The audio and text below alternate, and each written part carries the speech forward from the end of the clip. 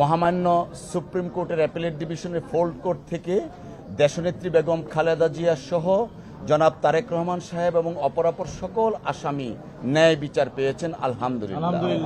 সেই সাথে আমরা আজকে এই মামলায় যারা সম্পৃক্ত ছিলেন মরহুম এজে মোহাম্মদ আলী সাহেব, মরহুম খন্দকার মাহবুবুর রহমান স্যার, মাহবুব হোসেন স্যার এবং মরহুম ব্যারিস্টার জমিরুদ্দিন সিরকার স্যার সহ মরহুম ব্যারিস্টার মওদুদ আহমেদ স্যার, উনারা এই মামলায় সম্পৃক্ত ছিলেন। আমি দুঃখিত, সিরকার স্যার চলে আসছেন, উনি কিন্তু এখনো আছেন, আমাদেরকে নেতৃত্ব দিচ্ছেন। আমি দুঃখিত, উনি মামলা এখনো আছেন।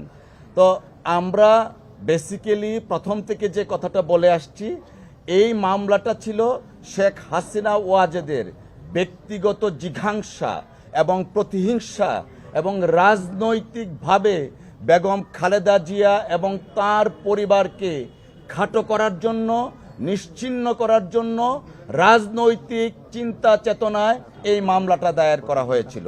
তিনি যখন সংসদে দাঁড়িয়ে নির্জলা মিথ্যা কথা বলতেন, তার বাসায় বেগম খালেদা জিয়া এতিমের টাকা মাইরে খেয়েছেন। আজকে আদালতের মাধ্যমে প্রমাণিত হলো দেশনেত্রী বেগম খালেদা জিয়া ইনোসেন্ট।